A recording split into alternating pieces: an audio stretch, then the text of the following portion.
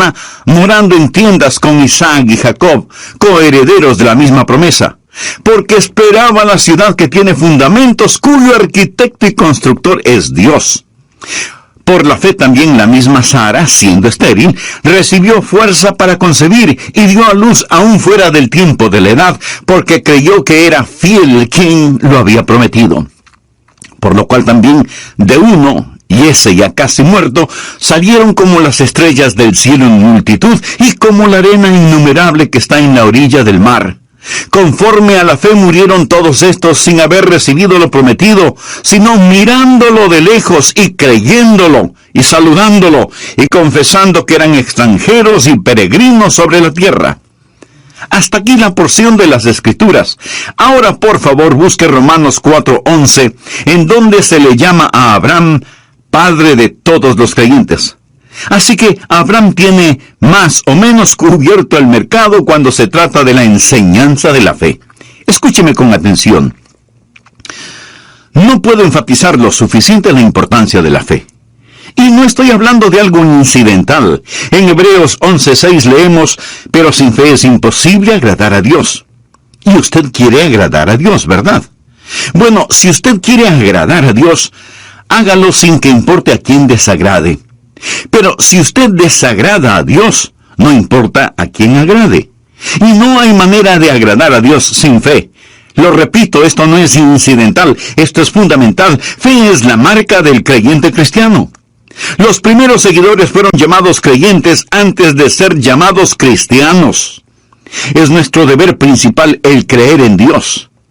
En Juan 6:29 leemos, respondió Jesús y les dijo, esta es la obra de Dios, que creáis en el que Él ha enviado. ¿Desea usted servir a Dios?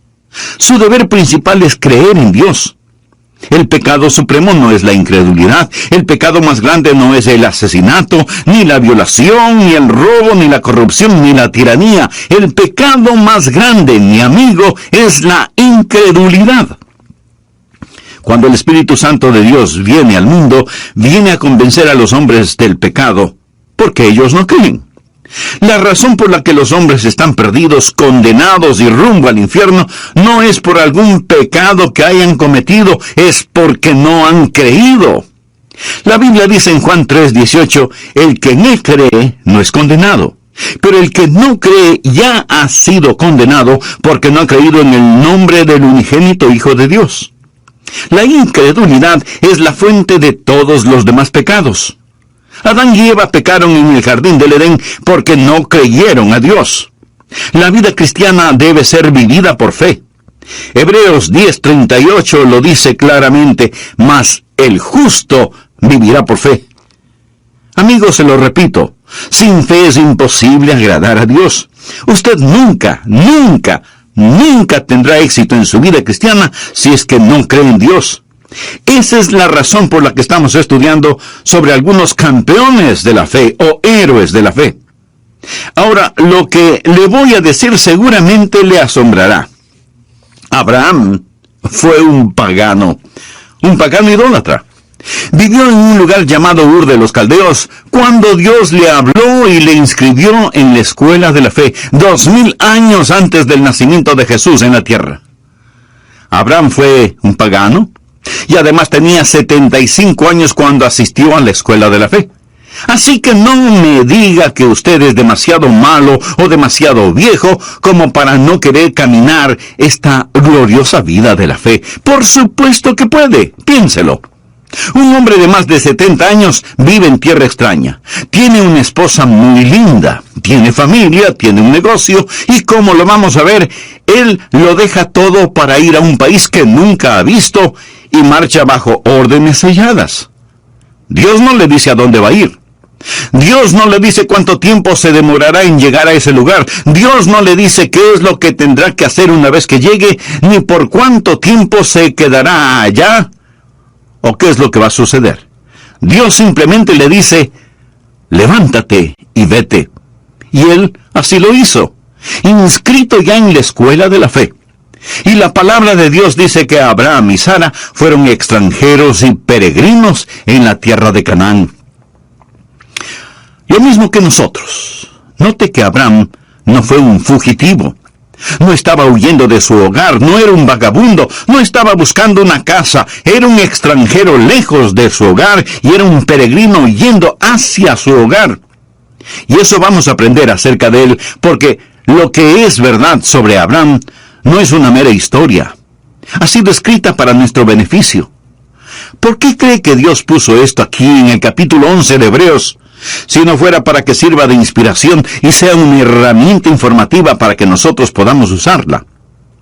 Quiero que aprenda 6 poderosos principios y oro para que el Espíritu Santo de Dios los inscriba en su corazón. Vienen directamente de las páginas de las Escrituras para ayudarle a que tenga una fe dinámica que traerá el cielo a su alma. Espero que usted esté listo mental y espiritualmente. El primer principio es un principio auditivo. Debemos escuchar a Dios. Leamos Hebreos 11:8. Por la fe Abraham, siendo llamado, obedeció para salir al lugar que había de recibir como herencia, y salió sin saber a dónde iba. Siendo llamado es una frase operativa, o sea que oyó la voz de Dios, fue llamado. Recuerda lo que dice Romanos 10:17. Así que la fe es por el oír, y el oír por la palabra de Dios. Es un principio auditivo. Usted debe escuchar a Dios. Si leemos la historia de Abraham en el capítulo 12 de Génesis, vamos a encontrar que Dios le habló a Abraham en forma personal. Leamos los 3 primeros versículos. Pero Jehová había dicho a Abraham: vete de tu casa y de tu parentela y de la casa de tu padre a la tierra que te mostraré. Y haré de ti una nación grande, y te bendeciré, y engrandeceré tu nombre, y serás bendición. Bendeciré a los que te bendijeren, y a los que te maldijeren maldeciré. Y serán benditas en ti todas las familias de la tierra. Abraham oyó la voz de Dios, quien le dijo que le mostraría la tierra a la cual debería ir, que haría de él una nación grande, que bendeciría a los que le bendijeren, y que maldeciría a quienes le maldijeren. La raíz de la fe es el escuchar la voz de Dios. Esto lo establece Génesis 12. Pero en el capítulo 11 de Génesis encontramos algo que es un verdadero contrasentido. Encontramos a un pueblo tratando de construir una gigantesca torre que llegue hasta el cielo. La tristemente famosa Torre de Babel. Quiero que note la diferencia entre Génesis 11 del 1 al 4 y Génesis 12 del 1 al 3. Leamos Génesis 11, los primeros 4 versículos. Tenía entonces toda la tierra una sola lengua, y unas mismas palabras. Y aconteció que cuando salieron de oriente, hallaron una llanura en la tierra de Sinar. De paso le informo que Sinar es Babilonia, y Babilonia es Irak. Y se establecieron allí. Y se dijeron unos a otros: vamos, hagamos ladrillo y cozámoslo con fuego. Y les sirvió el ladrillo en lugar de piedra y el asfalto en lugar de mezcla. Y dijeron: vamos, edifiquémonos una ciudad y una torre cuya cúspide llegue al cielo, y hagámonos un nombre, por si fuéremos esparcidos sobre la faz de la tierra. Ahora comparemos eso con Génesis 12. En los 3 primeros versículos, Dios dice varias veces lo que Él hará, y le dice a Abraham: te llevaré a un lugar especial, te bendeciré, haré de ti una nación grande. En Génesis 11, el hombre dice: hagamos esto y hagamos aquello. Mi amigo, la mayoría de las personas en nuestra ciudad y en todas las ciudades del mundo están en el negocio de hagamos esto y hagamos aquello. Estamos tratando de edificar rascacielos hasta el infierno. Estamos tratando de construir utopías. La fe escucha la voz de Dios cuando dice: haré. Esta gente en la tierra de Sinar no solo querían construir una torre que llegara al cielo, sino que también querían tener un nombre imperecedero. Y pregunto, ¿alguien sabe alguno de esos nombres? La respuesta es no. Sabemos del nombre de Abraham porque Dios le dijo: engrandeceré tu nombre. Pero surge una gran pregunta: ¿cómo podemos escuchar la voz de Dios? Eso es lo que la mayoría de nosotros preguntamos. Algunos vienen a mí diciendo: pastor, quisiera escuchar la voz de Dios. ¿Qué debo hacer? ¿Cómo puedo yo, un simple mortal, decir cuál es la voluntad de Dios y por lo tanto creer en Dios? En nuestras oraciones muchas veces decimos, Señor, si es tu voluntad. ¿Alguna vez usted ha orado de esa manera? Señor, si es tu voluntad, haz esto. Si es tu voluntad, haz aquello. Señor, si es tu voluntad, sana. Muéstranos qué hacer. Protégenos. Ahora, si usted no conoce la voluntad de Dios, esa es una buena manera de orar, pero no es la mejor manera de orar. La mejor forma de orar es diciendo, Señor, esta es tu voluntad y te agradezco por ella y voy a permanecer en ella. Por favor, anote al margen 1 de Juan 5:14. Y esta es la confianza que tenemos en Él, que si pedimos alguna cosa conforme a su voluntad, Él nos oye. ¿Tiene usted la confianza como para decir, Señor, esta es tu voluntad, confío en ella? Ahí es cuando se hace presente una gran fe. Una gran fe no es el producto de tratar de adivinar la voluntad de Dios. Pastor, ¿cómo podemos escuchar la voz de Dios? Bueno, primero vamos a tener que admitir que Abraham escuchó la voz de Dios de una manera en que ninguno de nosotros la ha escuchado. Al menos, así lo creo. Dios se apareció a Abraham y le habló. Se le apareció como el ángel de Jehová. Note lo que dice Génesis 12:7. Y apareció Jehová a Abraham, así se llamaba entonces, y le dijo, a tu descendencia daré esta tierra. Y edificó allí un altar a Jehová, quien le había aparecido. Dios nunca se me ha aparecido de esa manera, ni siquiera a Moisés. Dios le habló a Moisés desde una zarza ardiendo. Yo nunca he visto una zarza ardiendo en forma sobrenatural. Dios le habló a Moisés sobrenaturalmente. Leo en la Biblia que Dios le habló a Saulo, quien más tarde sería el apóstol Pablo. Le habló en el camino a Damasco. Se le apareció en una visión en medio del resplandor del sol del mediodía, y Saulo oyó una voz desde el cielo. Yo nunca he escuchado algo así. Nunca he visto algo así. Simón Pedro estaba en el techo de una casa, y un ángel vino a él y tuvo una visión. Todas estas personas escucharon la voz de Dios en forma sobrenatural. ¿Es eso lo que estamos esperando hoy? Esa no es la norma para nosotros. ¿Significa entonces que no podemos escuchar la voz de Dios? No estoy diciendo eso. ¿Significa que somos menos? No. Significa que somos más. ¿Tenemos menos ventajas? No. Hoy tenemos mayores ventajas. Escuche atentamente. Para conocer la voluntad de Dios, tenemos mayores ventajas. Busque Hebreos 1, versículos 1 y 2. Dios, habiendo hablado muchas veces y de muchas maneras en otro tiempo a los padres por los profetas, en estos postreros días nos ha hablado por el Hijo, a quien constituyó heredero de todo y por quien asimismo hizo el universo. Bueno, ¿cómo Dios nos habla por su Hijo? La Biblia nos enseña que tenemos tres cosas: la palabra escrita de Dios, la mente de Cristo y la guía del Espíritu Santo. Ahora, eso no nos hace menos que las personas del Antiguo Testamento. Más bien es una gran ventaja. Esos personajes del Antiguo Testamento, antes de tener las Escrituras, antes de saber lo que ahora nosotros sabemos por el Espíritu Santo que mora en nosotros, tenían que esperar que Dios se manifestara mediante una revelación abierta, una visión, una teofanía. Nosotros no tenemos que hacerlo. Mi amigo, cualquier instante podemos abrir la Biblia y escuchar la inspirada, infalible palabra de Dios. Así que no pierda la oportunidad. Cuando nací de nuevo, fui regenerado y recibí lo que la Biblia llama la mente de Cristo. Veamos lo que dice 1 Corintios, capítulo 2, desde el versículo 14. Pero el hombre natural, esto es, el no salvado, no percibe las cosas que son del Espíritu de Dios, porque para él son locura, y no las puede entender, porque se han de discernir espiritualmente. En cambio, el espiritual juzga todas las cosas. O sea que evalúa las cosas para tomar una decisión apropiada. Pero él no es juzgado de nadie, porque ¿quién ha conocido la mente del Señor? ¿Quién le instruirá? Ahora ponga atención a la siguiente frase. Mas nosotros tenemos la mente de Cristo. Y no lo tome esto a la ligera.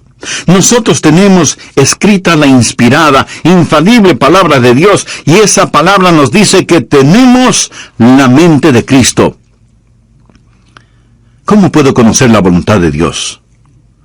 Amigo, cuando mi corazón está limpio, mi motivación es transparente, y camino en el Espíritu.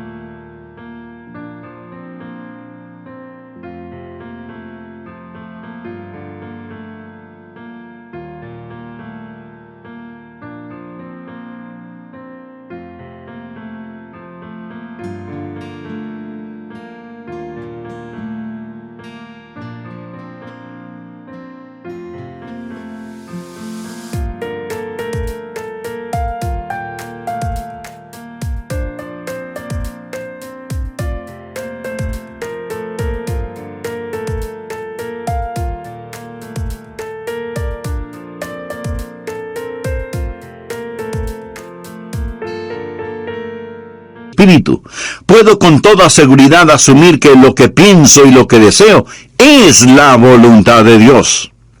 Usted puede pensar que esto es arrogancia. No, no lo es. Y déjeme explicarlo. Verá, el diablo quiere ponernos bajo la idea de que nosotros no podemos conocer la voluntad de Dios. Pero por supuesto, sí podemos conocerla. Debería ser una condición natural el que conozcamos la voluntad de Dios. Usted dice, ¿qué pasa si hago algo fuera de la voluntad de Dios? Pues el Espíritu Santo dará la voz de alarma y le dirá, es malo lo que hiciste. Has pecado. Te has vuelto a esclavizar. Si usted está caminando en el Espíritu, sabrá cuando el Espíritu Santo da la voz de alarma. Ahora, suponga que camina en el Espíritu. No ha pecado, pero Dios tiene un plan diferente para usted. Entonces, Dios se lo mostrará. Pablo hizo planes para ir a Bitinia, pero el Espíritu se lo prohibió.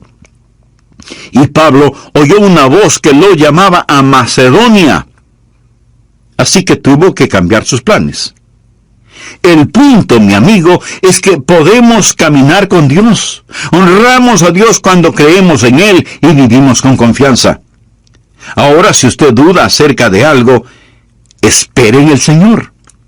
Y comience a cultivar la rara virtud de la paciencia. No trate de correr más rápido que Dios. Pero, en cambio, corra lo más rápido que pueda hacia Dios y comience a caminar con Él. Antes de finalizar, deseo hacerle una pregunta. ¿Cuál es su relación personal con Dios? ¿Es Jesucristo su Salvador y Señor? Si usted aún no es un hijo de Dios, ¿no le gustaría serlo ahora mismo? Solo repita conmigo la siguiente oración. Querido Dios. Versículo 8. Por fe, Abraham, siendo llamado, obedeció para salir al lugar que había de recibir como herencia, y salió sin saber a dónde iba. Abraham escuchó la voz de Dios y obedeció. No sabía a dónde iba a terminar, pero eso no era de su incumbencia. Nuestra responsabilidad no es el entender totalmente, sino el obedecer rápidamente. Recuerde que Abraham estaba dejando todo lo que conocía y todo lo que amaba y se iba a otro lugar en absoluta obediencia. Cuando Dios le hable, mi amigo, usted tiene que estar listo a obedecer, ya sea que esa orden tenga o no tenga sentido para usted. Algunos jóvenes pastores me preguntan, Pastor Rogers, cuando voy a pastorear una iglesia, ¿cuál debe ser mi actitud? Y yo les respondo, deben estar preparados para dos cosas. Primero, pasar el resto de sus vidas ahí. Y segundo, estar listos en los próximos 15 minutos. Y ambas cosas son ciertas. Usted no debe decir, Señor, estoy construyendo un nido. Usted necesita orar y decir, Señor, si voy a construir un nido, pon una espina en él. Estoy listo a ir.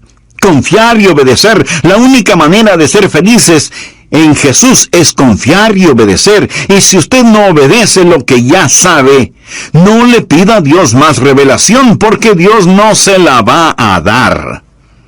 ¿Tiene usted un problema de fe? Si es así, probablemente su problema es de obediencia. ¿Hay alguna confesión que necesita hacer? ¿Hay alguna restitución que debe realizar? ¿Hay una ayuda que debe dar? ¿Hay un testimonio que debe compartir? ¿Hay algún lugar a donde debe ir? Obedezca, obedezca. ¿Desea tener fe? El primer principio es el principio auditivo. Escuche a Dios. El segundo principio es el principio de correr riesgos. Obedezca a Dios. El tercer principio es lo que llamo el principio de valores. Usted debe establecer prioridades. Leamos ahora Hebreos 11:9. Por la fe habitó como extranjero. Se refiere a Abraham. Por la fe habitó como extranjero en la tierra prometida, como en tierra ajena, morando en tiendas con Isaac y Jacob, coherederos de la misma promesa, porque esperaba la ciudad que tiene fundamentos, cuyo arquitecto y constructor es Dios. Abraham era un extranjero lejos de su hogar y era un peregrino yendo hacia su hogar. En ese tiempo, Canaán no era su tierra. Él esperaba la ciudad que tiene fundamentos, cuyo arquitecto y constructor es Dios. Vive bajo una carpa y no entierra las estacas demasiado profundo, porque su lema era: este mundo no es mi hogar, solo estoy de pasada. Abraham tenía una prioridad diferente. Ahora, la razón por la cual muchos no tienen fe es porque sus prioridades son erróneas. Pensamos que la fe es una forma en que la voluntad del cielo se realiza en la tierra. Pensamos que es una manera en que nuestra voluntad se realiza en el cielo. Fe es la forma en que Dios realiza la voluntad del cielo en la tierra. Venga tu reino, sea hecha tu voluntad, como en el cielo, así también en la tierra. Espero que usted se dé cuenta que nuestra ciudadanía está en el cielo, y no debemos estar tan apegados a las cosas de este mundo, porque desaparecerán como humo. Los éxitos más notables del hombre desaparecerán como vapor. Leemos en Filipenses 3:20, mas nuestra ciudadanía está en los cielos, de donde también esperamos al Salvador, al Señor Jesucristo. Si usted está viviendo para este mundo, usted no tiene fe. Santiago lo dice muy enfáticamente. Oh almas adúlteras, ¿no sabéis que la amistad del mundo es enemistad contra Dios?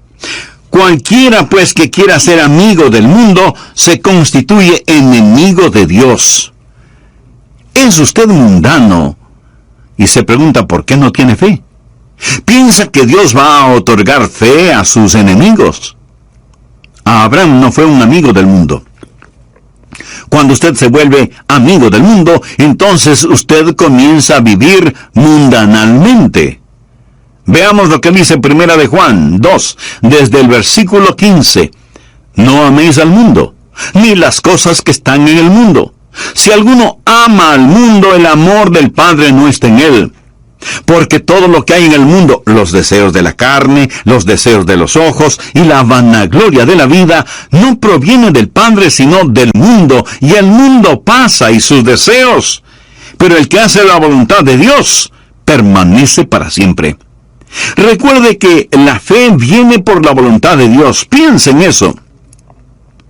Cuando usted se vuelve amigo del mundo y comienza a amar las cosas del mundo, ¿qué es lo que sucede? Que usted se va a amoldar a las cosas del mundo. Leamos Romanos 12:2.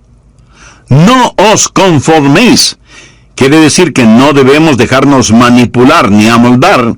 No os conforméis a este siglo, sino transformaos por medio de la renovación de vuestro entendimiento, para que comprobéis cuál sea la buena voluntad de Dios, agradable y perfecta. Recuerda lo que dije, que usted necesita la mente de Cristo para conocer la voluntad de Dios. Pero si este mundo le está apretando, amoldando por medio de la televisión, la música, las modas, las finanzas, etc., y usted se lo permite, no es de extrañarse que usted no tenga la mente de Cristo, ni entienda la voluntad de Dios para su vida. Y todo comienza con la amistad con el mundo, que se transforma en amor por las cosas del mundo, luego en identificación con las cosas del mundo, para terminar siendo condenado con el mundo. Primera de Corintios 11:32 dice: mas siendo juzgados, somos castigados por el Señor, para que no seamos condenados con el mundo. Hay buenas ilustraciones sobre esto. Abraham tenía con él un sobrino llamado Lot, quien seguía a Abraham. La Biblia nos dice que Abraham vivía en una carpa y que Lot armó la suya, pero con la vista hacia Sodoma, moviéndose hacia el mundo. Su esposa llegó a ser parte de la clase social alta en Sodoma, y sus hijas seguramente fueron cachiporreras en el colegio de Sodoma. Lot se volvió un hombre de negocios y seguramente llegó a ser un importante concejal de la ciudad de Sodoma. Pero cuando el juicio de Dios cayó sobre Sodoma, Lot lo perdió absolutamente todo. En la actualidad se oye mucho acerca de la separación de la iglesia y el Estado. ¿Sabe que el mensaje que necesita ser predicado hoy más que nunca es la separación de la iglesia y el mundo? La palabra de Dios es enfática en señalar que los hijos de Dios estamos en el mundo, pero no somos del mundo. Cuando miro a los creyentes promedio hoy en día, con tristeza tengo que admitir que se parecen, se visten, hablan, fuman, beben, ven las mismas películas, van a los mismos espectáculos, escuchan la misma música que los inconversos. O sea, siguen amando las cosas del mundo. Mi amigo, los hijos de Dios debemos ser diferentes. Si a usted lo llevaran preso por ser un creyente, tendrían suficientes evidencias como para condenarlo. Debemos ser diferentes.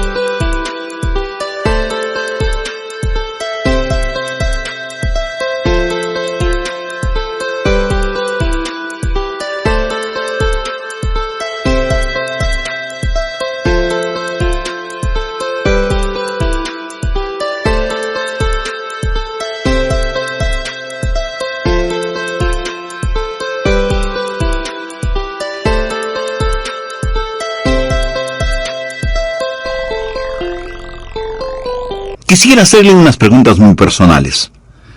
¿Cuáles son sus metas? Tal vez quiere tener suficiente dinero para su retiro, comprar una bonita casa y poder gozar de una vida tranquila y sin preocupaciones emocionales o financieras. ¿Cuál es la meta que tiene para sus hijos? ¿Desea que ellos sean famosos y alcancen notable éxito en la vida? ¿Cuál es su meta en lo concerniente a su relación espiritual con Dios? ¿Se preocupa de que sus hijos desarrollen un carácter genuinamente cristiano debido al ejemplo que ven en usted?